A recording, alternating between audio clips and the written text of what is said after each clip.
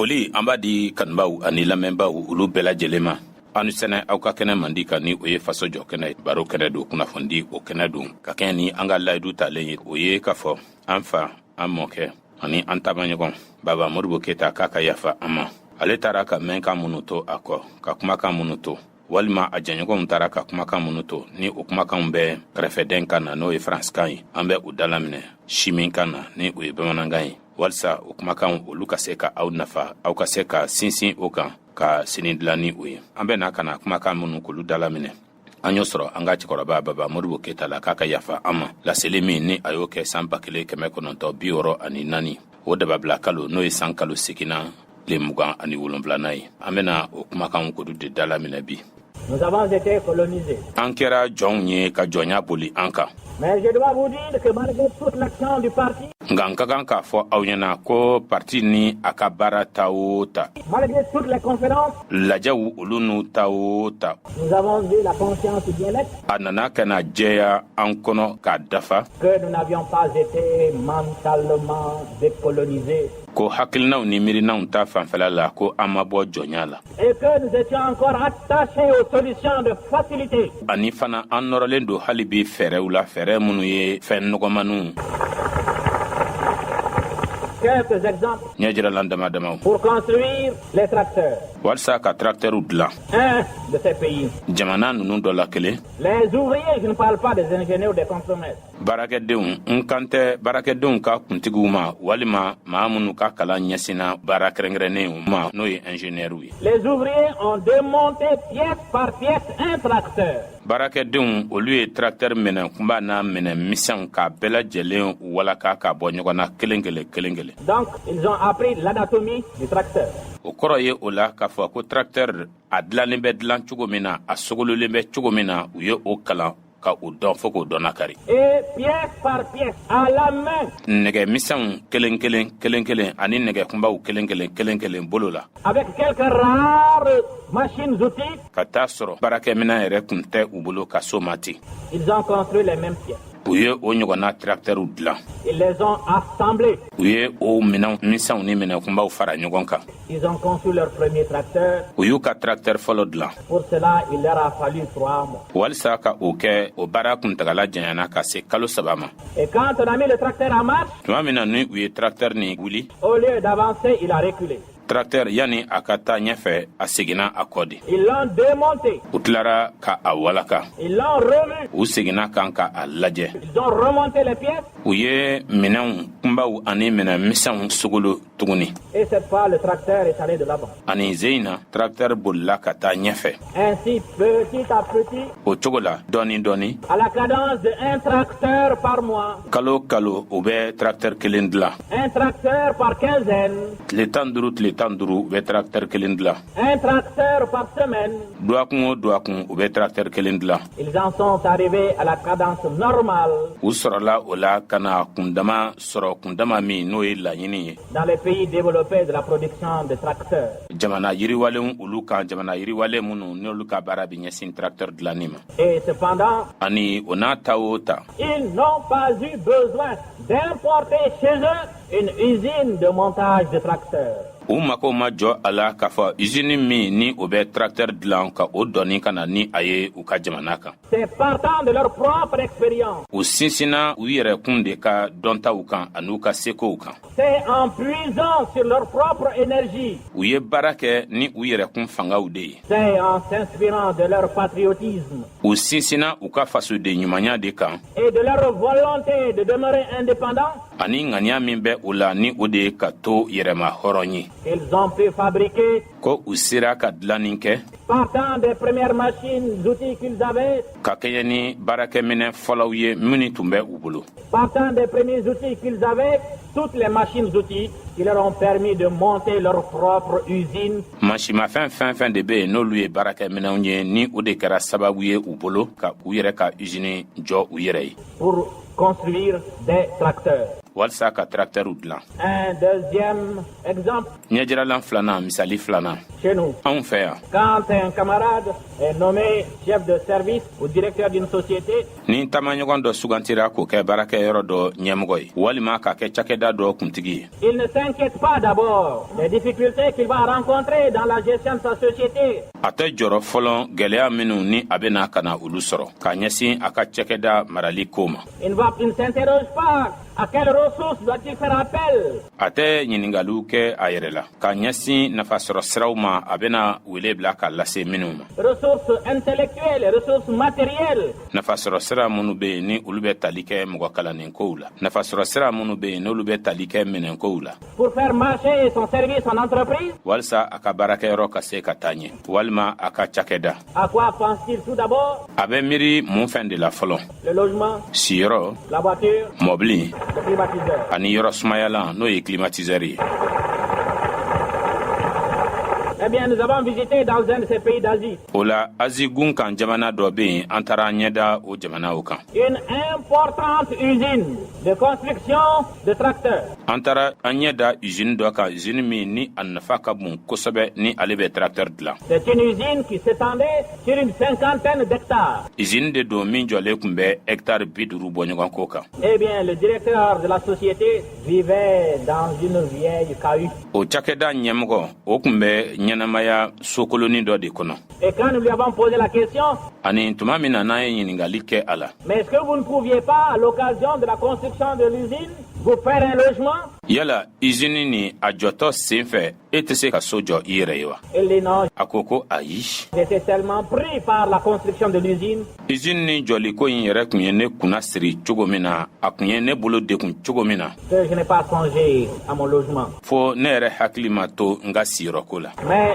nga comme maintenant l'usine marche très bien i n'a fɔ sisan usine a baara bɛ ka kɛ a kɔnɔ k'a ɲɛ, et qu'elle répond pleinement à tout ce qu'on pouvait en attendre, wa an jigi bɛ fɛn fɛn kan a ta fan fɛ a bɛ o bɛɛ lajɛlen dafa ka a ɲɛ. dans peut-être 1 an, 2 ans, la san kelen kɔnɔna na, san fila kɔnɔna na, je me ferai un logement. ne na siyɔrɔ dɔ jɔ n yɛrɛ ye. C'est un exemple dont nous devrons nous inspirer. ni ye ɲɛjiralan ye an ka kan ka an ɲɛ jɔ min na ka baara kɛ ni min ye. Et je pense également que, ani ne bɛ miiri fana ko selon notre interprétation, vivre avec les masques, ka kɛɲɛ ni an ka ɲɛfɔliw ye, an ka faamucogo ye, ka ɲɛnɛmaya faso jama fɛ, c'est aller en tournée, o ye ka taa munumunu salow kɛ ka dugutaw kɛ, venir au cercle, ka na cerclew la n'o ye marabadaw ye, être reçu avec beaucoup d'enthousiasme, beaucoup de tam-tam, ka i kunbɛn jamaba fɛ ni ɲagaliba ye, ka dunufaw ni jimefaw caaman kɛ, prononcer des discours ka laseliw ka olu kɛ,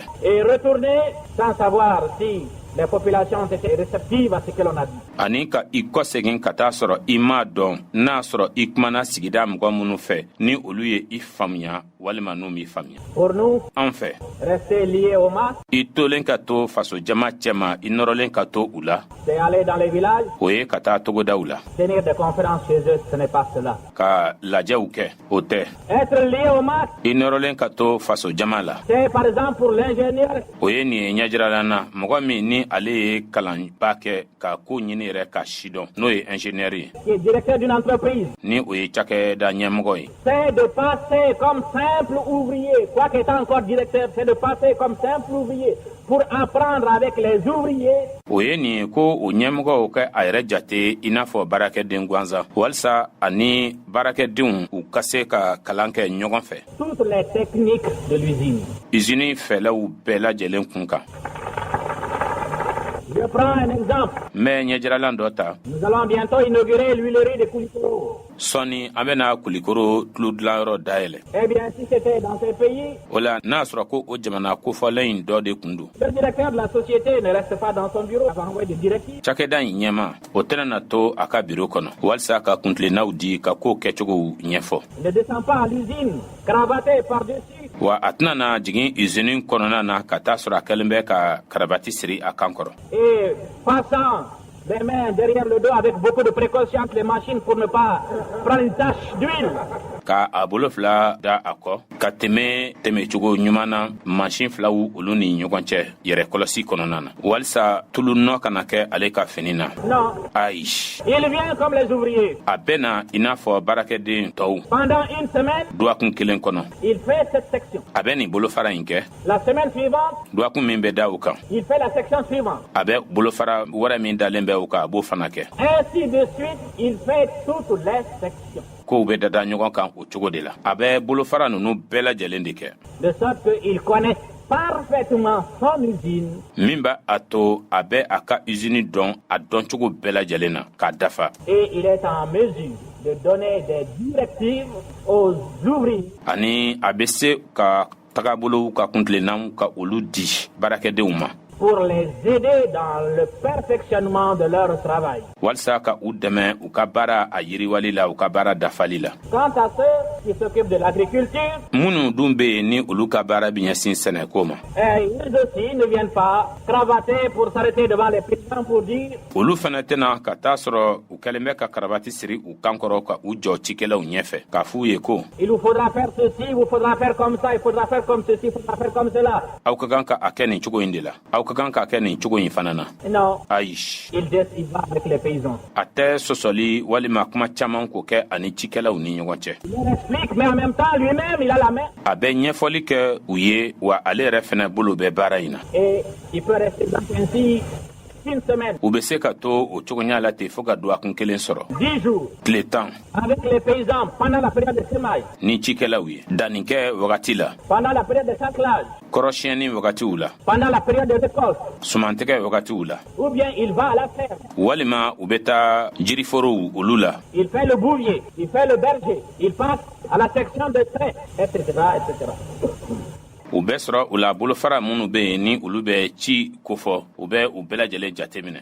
Ainsi, o cogo la. quand lui dira aux paysans, aux éleveurs, o la ni u bɛna kuma cikɛlaw ani baganmaralaw olu fɛ. il est bon que vous fassiez ceci, cela. K'a f'u ye ko a ka fisa aw ka nin kɛ. Les paysans savent que c'est dans leur intérêt. Cikɛlaw b'a dɔn k'a fɔ ko o ye nafa ye k'a lase olu ma. Et que ce n'est pas quelqu'un qui reste dans sa tour d'ivoire. Ko wa mɔgɔw tɛ fɛnɛ mɔgɔ minnu ni olu bɛ to u ka faamaya dingɛ kɔnɔ. Pour venir leur donner des directives auxquelles quelquefois ils ne comprennent rien ou bien auxquelles ils ne croient pas. Walsa kana ka kuntilenna di u ma. O kuntilenna minnu kun ka tuma dɔw la olu yɛrɛ kun tɛ foyi yɛrɛ de faamuya min na. O kuntilenna minnu fana kosɔn olu cikɛlaw yɛrɛ kun dalen tɛ min na. Mais si le technicien lui-même va au champ, va à la ferme, travaille avec les paysans, avec les fermiers. Nga n'a kɛra ko yɛrɛ fɛlɛtigi ko o bɛ taa jiriforow la o bɛ taa forow la. Toute directive qu'il pourra donner pourra être suivie avec beaucoup d'attention et d'intérêt. N'a bɛ taa foro la ni ani forotigiw bɛ jɛ ka baara kɛ ɲɔgɔn fɛ. A mana kuntilenna fɛn o fɛn di janto na kɛ o kumaw la k'a ɲɛ ka tugun kɛ o kumaw na o na kɛ nafa ye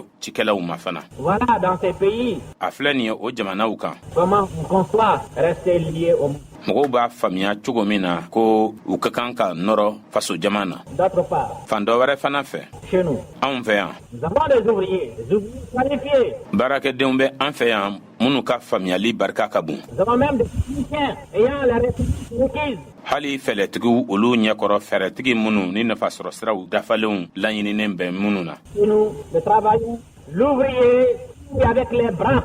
An fɛ yan baarakɛden bɛ baara kɛ ni a bolokalaw ye.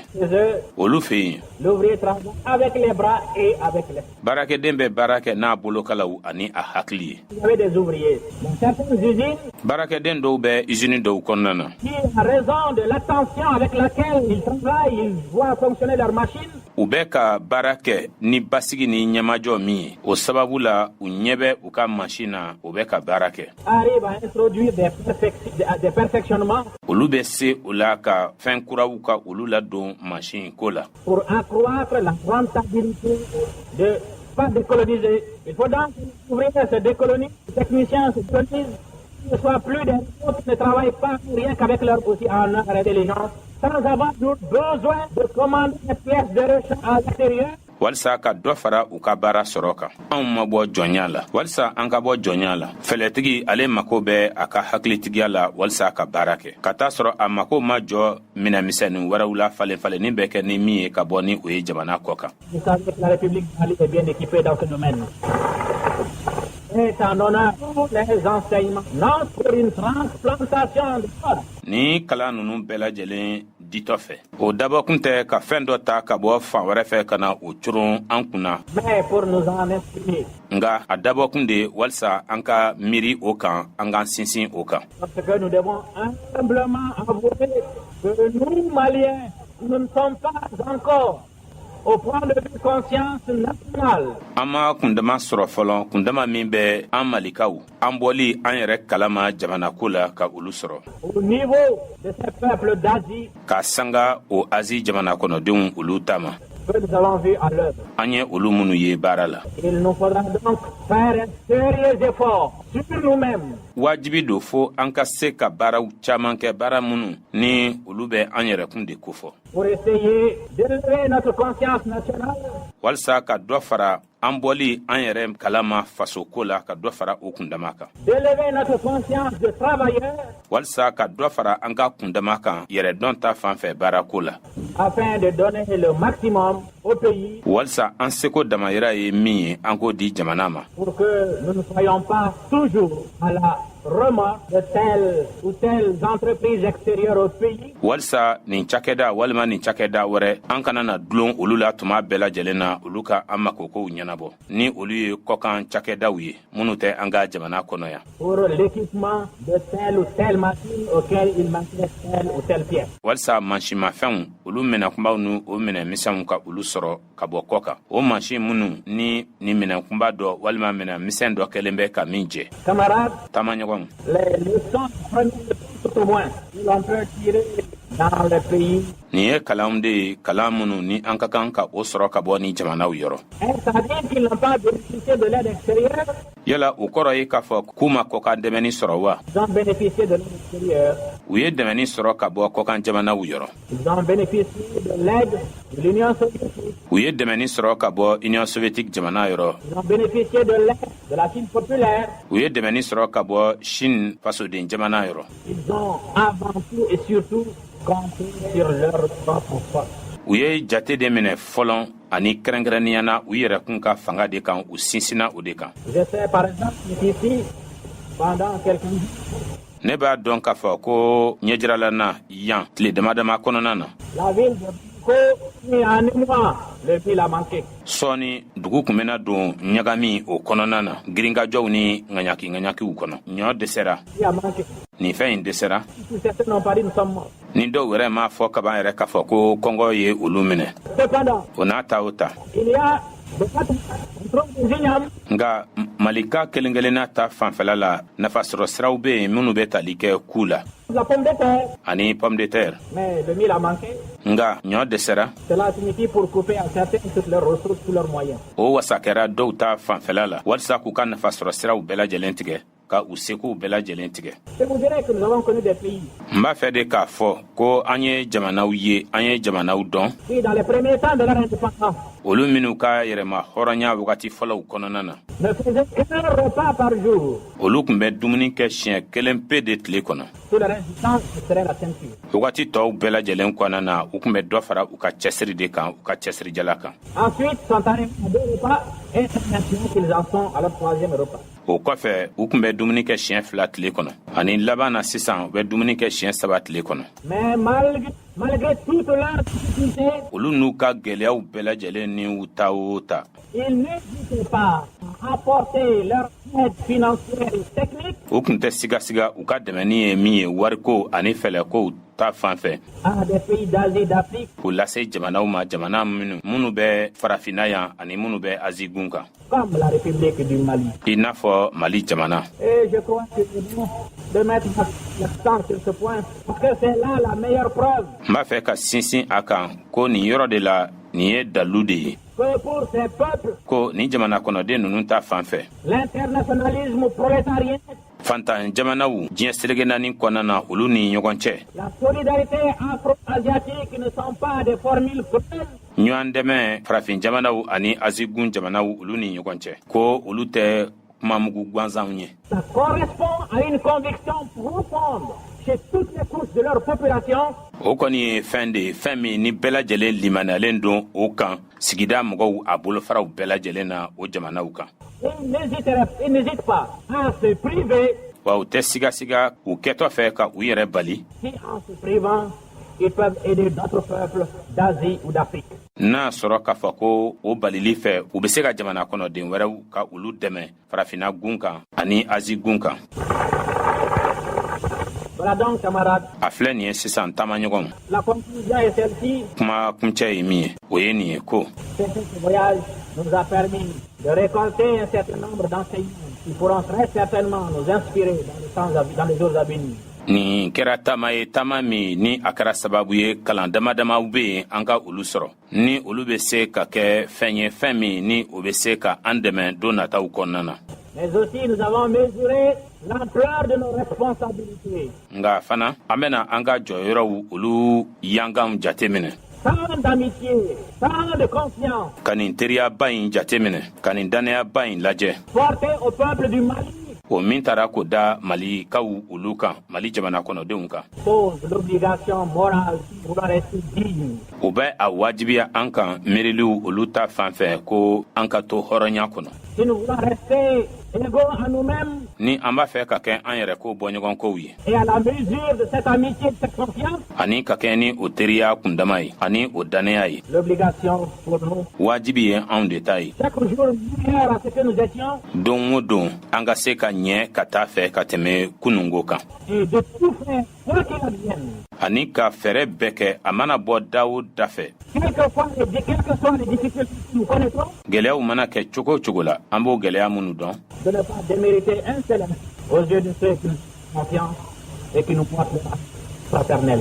Nous traversons une période dramatique qui ne m'étendrait pas après le cas de guerre. an kana na kɛ mɔgɔw ye mɔgɔ minnu ni olu bena kana sira jɛ wagati kelen kɔnɔ walima ka dɛsɛ wagati kelen kɔnɔ jamana kɔnɔdenw ɲɛkɔrɔ jamana kɔnɔden minnu ni olu ye mɔgɔ basigilenw ye ni dannaya bɛ u kɔnɔ. nin baro in lasera aw ma barabokun fɛ jagokɛla don Bamako yan nɔ. lamɛnbaw nin de kɛra aw tulo garisɛgɛ ye faso jɔ kɛnɛ kan kabako ayiwa moribo keta ye kuma min fɔ san 1964 o dababila tile 27nan n'o ye san kalo 8nan ye ne nin kuma in n'a sɔrɔ k'a fɔ ko lakikaw kun don o don bi lakika don siɲɛ 10 ka tɛmɛ 64 kan dannaya min talen kun bɛ ka da mali kan dannaya min talen kun bɛ ka da malidenw kan an ka hɔrɔnya kun bɛ fɔ an kɔfɛ cogo min na moribo keta kun y'a nin de fɔ ko gwɛlɛyaw mana kɛ cogo o cogo la an k'an jija cogo bɛɛ lajɛlen na dannaya ni hɔrɔnya min bɛ ka fɔ mali kan an k'an jija an kana bɔ minɛn kɔnɔ fiyewu nka jamana bɛ bolo min kan bi a dogolen tɛ maa si la e min bɛ ka ne lamɛn e y'a dɔn bi mali moribo keta ka wagati la ani mali bɛ cogo min na bi e y'a dɔn danfara min bɛ u ni ɲɔgɔn cɛ jɔyɔrɔ ko kɛlɛw baarakɛyɔrɔ mana dayɛlɛ walima mɔgɔ min mana ta k'o bila cakɛda min kunna i b'a sɔrɔ o bɛ hami fɔlɔ muso filanan furuko la a bɛ hami fɔlɔ mɔbiliko de la a bɛ hami fɔlɔ ale bɛna a ka etazi vitrima jɔ cogo min na a bɛ hami ale bɛna kɔntubaw dayɛlɛ banki la cogo min na a bɛ hami fɔlɔ ale yɛrɛ ni a nɔfɛmɔgɔw olu de la nka hami tɛ ta abada ka a ɲɛsin cakɛda in yiriwali ko ma a hami tɛ ta abada ka a ɲɛsin jamana yɛrɛ bɛ se ka bɔ nɔgɔ la jamana ka se k'a yɛrɛ ta cogo min na haminako tɛ ta ka ɲɛsin o ma o de y'a to jamana in a seginna kɔ bi jɔyɔrɔkokɛlaw mali labilara k'a kɛ ɲin fara jugu kan bɛɛ lajɛlen sago kɛyɔrɔ ye min bɛ bɛn min tɛ kɛ min bɛ ɲɛ min tɛ ɲɛ a bɛɛ de bɛ kɛ mali kɔnɔ bi wa fɛn tɛ bɔ a la k'a tɔ bɔ o la siya minnu n'olu sigira san joli joli ɲɔgɔn fɛ jamana kɔnɔ bi olu de bɛ ka ɲɔgɔn si latunu mali a kɛra maloya yɔrɔ ye nka kuma ye kelen pe de fɛn fɛn bɛ ka an sɔrɔ bi an kana taa ɲini yɔrɔ jan dɛ moribo keta hakɛ don ni an sɔnna ni jamana ɲɛmɔgɔw sɔnna ka lajɛ ka o sigi sen kan ka yafa ɲini kɛ moribo keta somɔgɔw fɛ an b'a lakali ɲɔgɔn ɲɛna yan foyi tɛ mali kan fɔ moribo keta hakɛ foyi tɛ ka mali lasegin kɔ bi fɔ moribo keta hakɛ cɛkɔrɔba a y'a seko kɛ ka seko kɛ mali ye ka seko kɛ farafina ye ka seko kɛ mali ka ɲɛta kosɔn ka seko kɛ farafina ka ɲɛta kosɔn nin kuma nunu a bɛ an miiri janya ani a b'a to fana an ka bɔ an yɛrɛ kalama fɛn caman na an k'an yɛrɛkun ye ka an yɛrɛkun to yen an ka miiri jamana na nin de kɛra aw tulo garisɛgɛ ye an ce aw ka kulumajɔ la aw k'an bɛn ni ɲɔgɔn na wɛrɛ ma